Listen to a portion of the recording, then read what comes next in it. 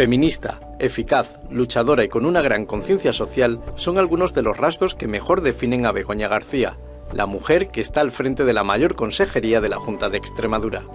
Esta licenciada en Derecho, con una dilatada trayectoria política, nos ha recibido en su despacho para hablarnos abiertamente de su estrecha relación con la diversidad funcional.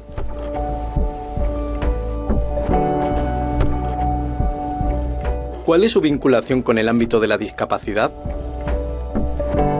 Yo soy una persona con discapacidad, soy una persona con diversidad funcional o capacidades diferentes. Tengo una discapacidad visual, tengo un coloboma de iris, en el ojo derecho no veo nada y por el ojo izquierdo veo un 50%, con lo cual al final mi ámbito de visión es un 25%. Tengo mi certificado de discapacidad del CADEX.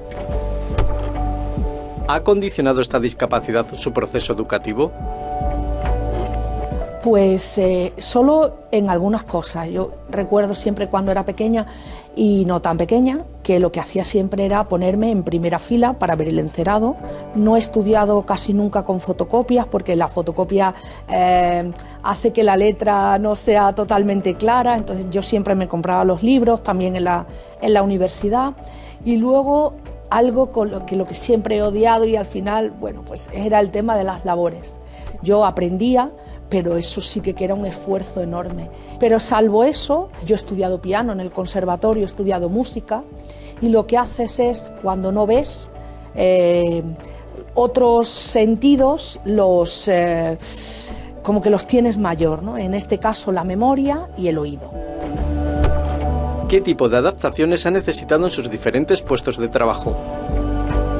La pantalla del ordenador más grande. Es lo único que siempre he pedido, pues cuando he trabajado en la Mancomunidad de Tajosalor, o en el Ayuntamiento de Cáceres, o en el Ayuntamiento de Arroyo de la Luz, y ahora aquí en la consejería mi pantalla de ordenador es más grande, no es que sea especial, pero sí más grande, y luego siempre utilizo letra más grande. Cuando tengo que leer un texto, si es grande no lo leo por ordenador, sino que me lo imprimo. Entonces, bueno, pues esas son las pequeñas cosas que hacen que sea capaz de leer sin problema.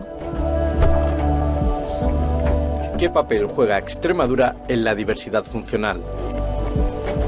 Yo creo que marcamos la pauta. Mira, cuando yo trabajaba en la Mancomunidad Tajosalor teníamos unos proyectos europeos que se llamaban, en este caso, Equaletradis, que trabajaba el tema de la discapacidad.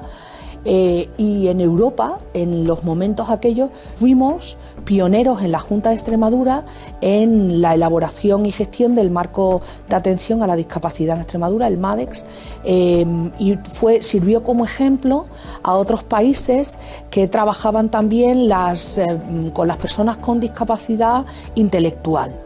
Es verdad, y nosotros tomábamos como ejemplo de otros países europeos, sobre todo de Gran Bretaña, un movimiento muy importante que había del trabajo con personas con discapacidad en el tema del fomento de la vida independiente.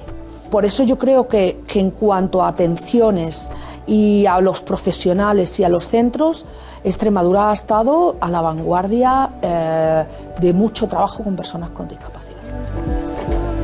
¿Cree que la agricultura y el medio ambiente pueden ser un nicho de empleo para las personas con discapacidad? Las personas con discapacidad vivimos en los pueblos, vivimos en las ciudades y tenemos todas las capacidades para trabajar en lo que nos propongamos, como cualquier otra persona. El único hándicap que pueden tener las personas con capacidades diferentes o diversidad funcional, como yo, es que no conducimos. Por eso es fundamental que también Extremadura trabaje en el tema del transporte público, para que personas como yo podamos trabajar donde queramos y donde podamos sin ningún problema y sin ninguna cortapisa.